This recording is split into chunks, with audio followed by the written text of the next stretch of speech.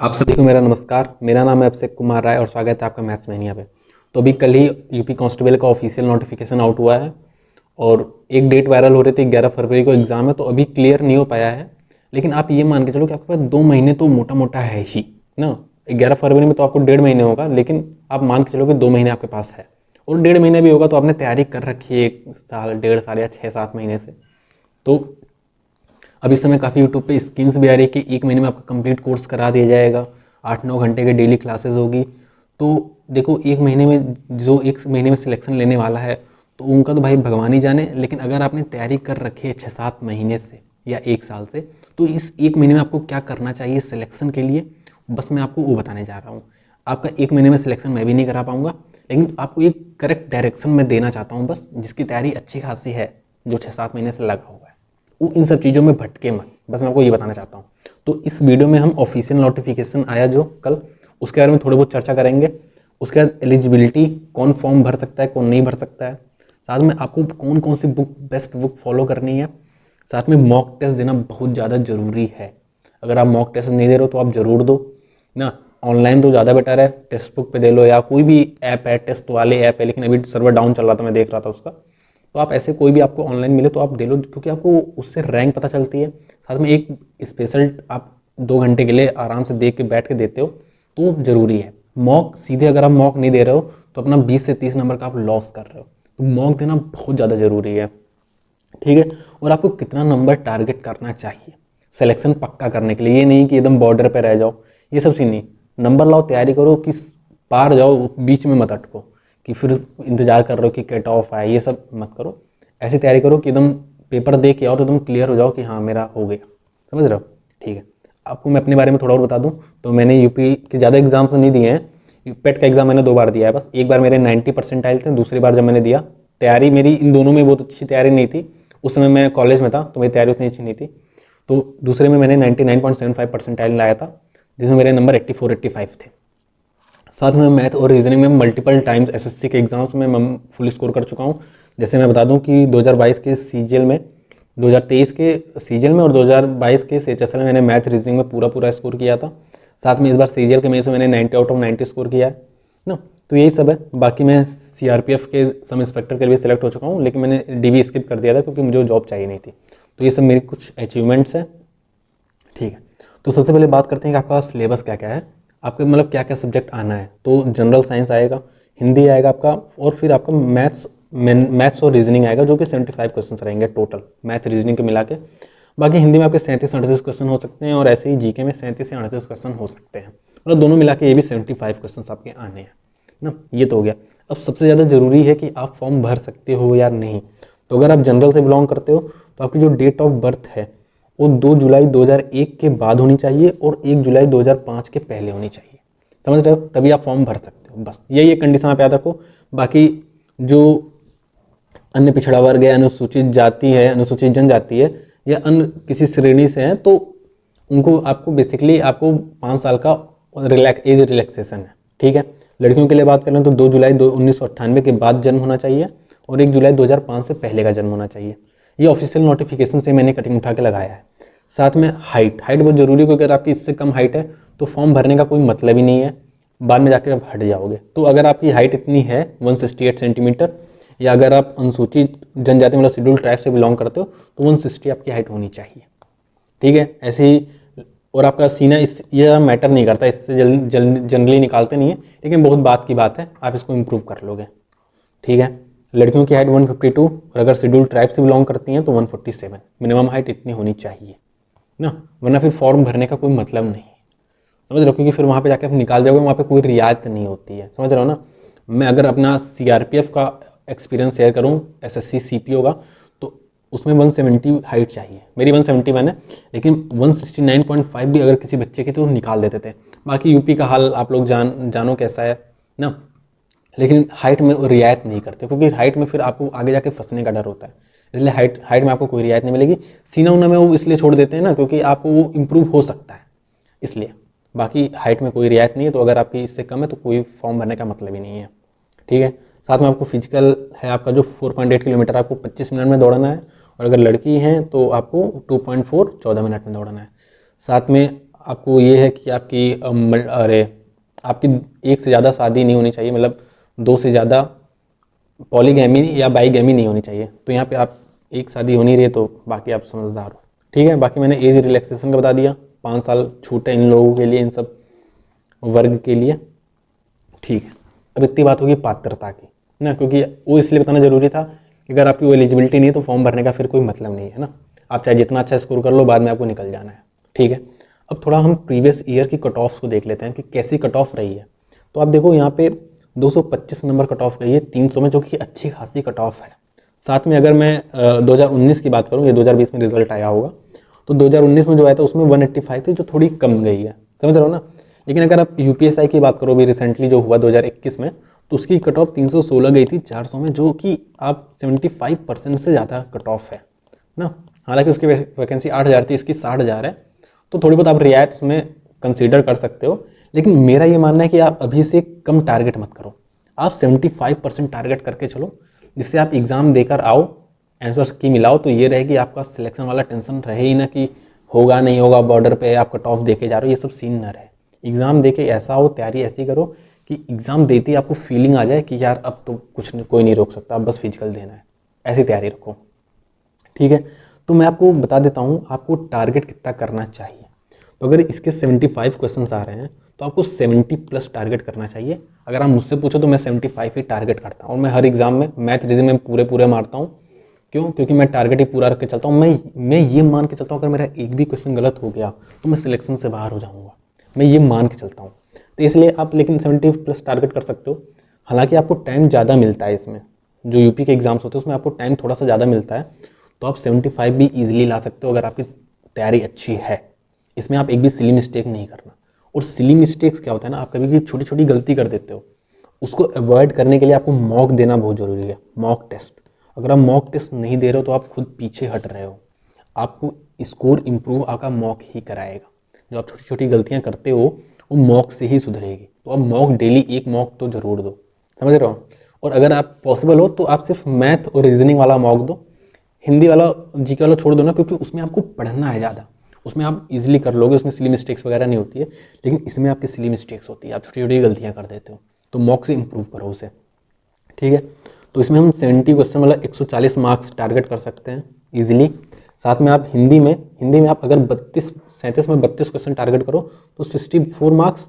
और इसमें आप हाफ क्वेश्चन, हाफ मतलब 50% टारगेट करो, क्योंकि जीके बिल्कुल काफ़ी वेरिएशन आ जाता है इसमें ना नंबर्स में, और कैसा पेपर आ जाए, टफ भी आ सकता है, और टफ आता है जनरली ना। तो आप इसमें आप 38 मार्क्स ही अगर करते हो टारगेट, तो आपके कितने हो जाते हैं, 8 4 12 दो हाथ लगाए, 6 आपके 242 मार्क्स इजीली बन रहे हैं ना, जो कि आपके एकदम टेंशन से एकदम आप दूर हो जाओगे। 225 पे भी इजीली आपको मिल जाएगा, लेकिन 242 टारगेट करो, शुरू से ही छोटा टारगेट मत करो, समझ रहे हो ना।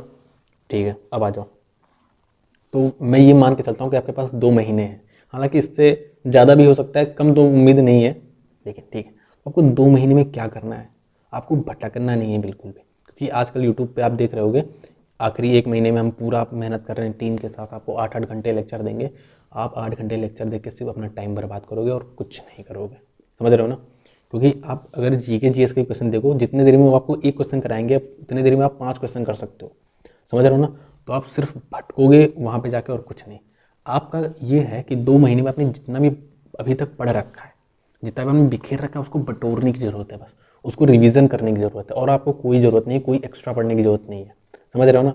और मुझे उम्मीद है कि आपने 6 7 महीने तो मिनिमम तैयारी की ही होगी।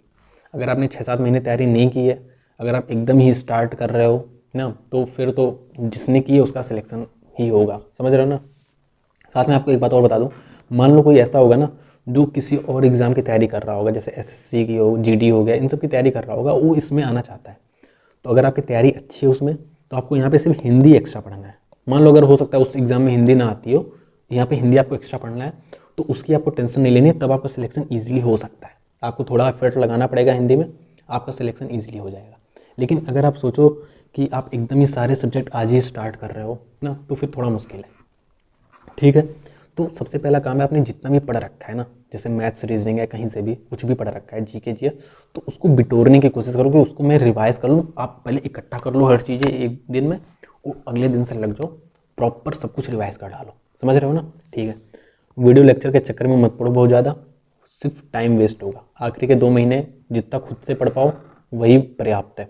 ठीक है, ठीक है, जैसे मैंने आपको बता दिया ना, वीडियो लेक्चर 8-8 घंटे, अभी देखा मैंने 11 घंटे का मैराथन चल रहा है, टाइम वेस्ट है बस और कुछ नहीं। ठीक है, मॉक्स जरूर दो। अगर मॉक्स नहीं दे रहे हो आप तो बहुत बड़ा अपना खुद का लॉस कर रहे हो। मॉक्स आपका सीधे 30 से 20 से 30 नंबर आपका इंप्रूव कराएगा, क्योंकि सिली मिस्टेक आप अवॉइड ना यहीं से कर पाओगे।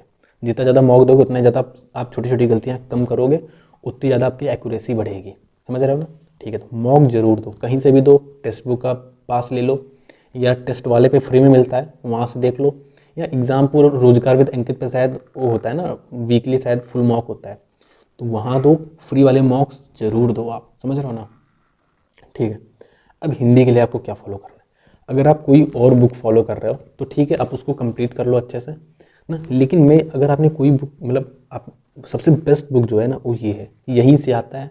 मैंने भी 1-2 एग्जाम दिए हैं हिंदी जिसमें पूछी गई है, पूरा यहीं से छपता है। सबसे बेस्ट बुक है ये मार्केट में। इसके अलावा कोई भी बुक अगर जैसे बहुत होते हैं ना सजेस्ट करते हैं कोचिंग वोचिंग वाले अपना अपनी बुक, उन सब के चक्कर में मत पढ़ो, ये बुक जरूर ले लो। अगर आप कोई और भी बुक फॉलो करते हो ना तो उससे पढ़ लो, लेकिन बाद में आप एक बार इस बुक को जरूर देख लो, क्योंकि यहीं से आता है। साथ में आपको 1-2 बातें और बताना चाहूँगा कि अगर आप जैसे स्टार्टिंग अगर आपका कोई भी एग्जाम की तैयारी किए हो, उसमें हिंदी नहीं आती है, तो आप इजीली हिंदी इस बुक से कर सकते हो। अब इन सब चैप्टर से स्टार्ट मत करो, इजी चैप्टर से स्टार्ट करो, संधि समास इन सब से स्टार्ट करो, पढ़ डालो। जैसे अब कुछ बातें और बता रहा हूँ, जैसे अनेकार्थी हो गया, मुहावरा हो गया, अलंकार हो गया, इसमें बहुत सारे वर्ड्स आपको पहले से पता होंगे उसका मतलब। जो आपको नहीं पता है उसको मार्क करो, जिससे आप जब दोबारा पढ़ो तो सिर्फ उस मार्क वाले को पढ़ने की जरूरत पड़े, ये नहीं कि आप पूरा पढ़े जा रहे हो, समझ रहे हो ना। आपको जो नहीं आता उसको मार्क करो बस, जिससे जब आप दोबारा पढ़ने जाओ या तीसरी बार पढ़ने जाओ तो सिर्फ वही पढ़ो जो आपको नहीं पता है। जो पढ़ चुके हो, जो आपको ईजी है, उसको पढ़ने की जरूरत नहीं है, वरना आप टाइम वेस्ट करोगे बस, समझ रहे हो ना। तो ये चीज़ ये जरूर करो। ठीक है, तो बाकी बाकी आपको ये भी पढ़ना है इसमें रचनाकर, क्योंकि इससे क्वेश्चन 4-5 क्वेश्चन आते हैं कि ये किसकी इसके रचयिता कौन है, ऐसे क्वेश्चन आते हैं, तो उसको अच्छे से पढ़ डालो, या कहीं से पीडीएफ मिल जाए उससे भी पढ़ डालो। ठीक है, बाकी छंद अलंकार ये सब आपको अच्छे से पढ़ना है, समझ रहे हो। बाकी ये पढ़ लो, कंप्लीट है, इससे बाहर कुछ नहीं आता है।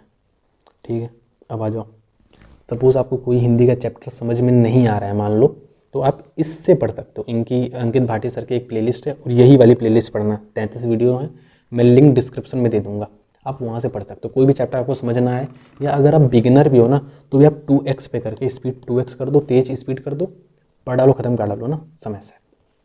ज़्यादा लंबे लंबे लेक्चर्स नहीं है, ये मैं इसलिए सजेस्ट कर रहा हूँ ना क्योंकि इसमें सर ने लिख के सब कुछ पढ़ा रहे हैं, ये नहीं कि वहीं पे लिख रहे हैं, क्योंकि उसमें टाइम वेस्ट होता है, इसलिए आपको ये बेस्ट है।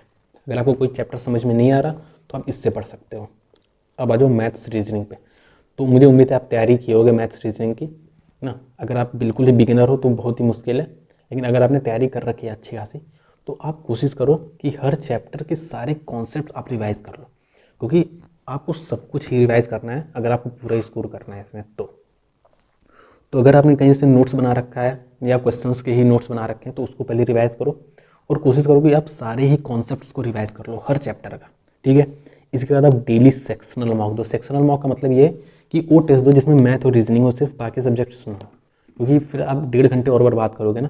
उन चैप्टर्स में आपको ज़्यादा पढ़ने की जरूरत है, टेस्ट देने की जरूरत नहीं है हिंदी और आपका सामान्य ज्ञान में, लेकिन मैथ और रीजनिंग में आपको टेस्ट देने की बहुत ज़रूरत है, क्योंकि जो आप सिली मिस्टेक्स करते हो, छोटी छोटी गलतियां करते हो, वो इसी से सुधरेगा, टेस्ट से ही सुधरेगा। तो ये आप काम कर लो। ठीक है, बाकी आप टारगेट यही रखो कि 73+ क्वेश्चन सही करो, यही टारगेट रखो। मैं रहता तो 75 ही करता टारगेट, क्योंकि ये इजी चैप्टर, ऊपर से आपको टाइम भी अच्छा खासा मिल रहा है इसलिए। ठीक है, अब आ जाओ करंट अफेयर और समान ज्ञान के बाद। अब तक हम हिंदी की बात कर चुके हैं, साथ में हम मैथ और रीजनिंग की बात कर चुके हैं, अब एक सब्जेक्ट बचा करंट अफेयर और समान ज्ञान। तो इसमें हमें 50% ही टारगेट करना है, क्योंकि इसमें काफ़ी हार्ड क्वेश्चन भी पूछ सकता है, काफ़ी ईजी भी पूछ सकता है। तो हमारी कोशिश ये है कि ईजी वाले हम गलत ना करें। तो ठीक है, हिस्ट्री वगैरह, हिस्ट्री हो गया, इतिहास या भूगोल हो गया, या आपका हो गया पॉलिटी ना, राज्य व्यवस्था, तो ये सब आप इससे पढ़ सकते हो। लूसेंट की आती है, बेस्ट बुक है। इससे मतलब समझ लो इजी क्वेश्चन जो आते हैं ना, जो एक जनरल क्वेश्चन होते हैं, वो आपके इससे इजीली बन जाएंगे, और जो फालतू के क्वेश्चन आते हैं चाहे जो पढ़ लो वहाँ से नहीं आता, कहीं फालतू जगह से ही आता है, तो ठीक, तो ये जरूर पढ़ लो आप, ये बुक बेस्ट है। बाकी अगर आप कोई बुक फॉलो कर रहे हो तो उससे रिवाइज कर लो, कोई दिक्कत नहीं है, लेकिन ये बुक बेस्ट है। इसलिए मैं आपको बता रहा हूँ। करंट अफेयर के लिए स्पीडी आती है, 100 रुपये की आती है, आप लेटेस्ट वाली ले लो, इसमें 1 साल का पूरा करंट अफेयर रहता है, सबसे बेस्ट है मार्केट में, आप इसको ले सकते हो। अगर आप कोई और भी फॉलो करते हो तो कर सकते हो, लेकिन मेरे हिसाब से ये बेस्ट है। साथ में तथ्यसार वगैरह आती है यूपी की। यूपी के करंट अफेयर के लिए आप कोई भी मैराथन वीडियोस देख सकते हो, मैं आपको सजेस्ट कर दूंगा या आपको पीडीएफ प्रोवाइड कर दूंगा, समझ गए? ठीक है। साथ में आपको एक बात और बता दूं मैं, अगर मैं टाइम की बात करूं, आपको टाइम की, देखो क्योंकि आपके पास 2 घंटे हैं, 2 घंटे में आपको देना है एग्जाम, तो कोशिश ये करो हिंदी का भी अगर आप टेस्ट दे रहे हो ना, अलग अलग से टेस्ट दे लो छोटे छोटे, तो आप हिंदी को 10 मिनट में कोशिश करो कि खत्म कर दो। 10 मिनट ईजिली आपका खत्म हो जाएगा 10 मिनट में। जीके भी आपका 10 मिनट में बहुत ही आसानी से खत्म हो जाएगा। 10 मिनट या 12 मिनट ऐसे ले सकते हो, इससे ज़्यादा आपको नहीं लगना चाहिए, क्योंकि आपको आता है, टिक मारो, नहीं आता तो उसमें वो करो। पैसेज में थोड़ा टाइम लग सकता है। अच्छा, पैसेज की मैं एक बात बता दूं, जो पैसेज आता है गद्यांश, उसमें आपको ये करना है, जब भी आप आंसर लिखो तो आंसर आपको पैसेज में दिया होना चाहिए, आप अपने मन से कुछ भी नहीं कर सकते उसमें, आपको पैसेज में उसका आंसर लिखा है तभी आपको वो ऑप्शन सही करना है। ये नहीं कि आपको सही लग रहा है तो आप सही कर दो, अगर पैसेज में दिया है तभी आप वो ऑप्शन सही मारोगे, समझ रहे हो ना? पैसेज में आप मतलब ऐसा है कि पैसेज में से ही आपको आंसर करना है, तो आप इस बात का ध्यान रखना है। और ये नहीं कि आपको ये सही लग रहा है आंसर, ये सही लग रहा है उसको मारो, गलत हो जाएगा। ठीक है, तो इसको आप 10 मिनट दो, इसको 10 मिनट दो, आपके पास अब 1 मिनट 40 मिनट, 1 घंटे 40 मिनट बचे हैं, जो इस 75 क्वेश्चन के लिए इनफ है, इनफ है। तो आप कोशिश करो इसमें अच्छा खासा समय दो, जिससे आपकी गलतियां ना हो छोटी छोटी, और मॉक दो जिससे आपकी स्पीड अच्छी हो। तो बस यही है। बाकी आपको अगर पास्ट ईयर पेपर चाहिए तो मेरे टेलीग्राम पे मैंने प्रोवाइड कर दिया पास्ट ईयर पेपर, और ऑफिशियल नोटिफिकेशन में अगर आपको कुछ और पढ़ना हो तो आप नोटिफिकेशन से इजीली क्लियर कर सकते हो चीज़ें। तो आपको ये पास्ट ईयर पेपर आपको मेरे टेलीग्राम चैनल पे मिल जाएंगे, नीचे मैं लिंक दे दूंगा। तो बस इतना ही था, थैंक यू सो मच।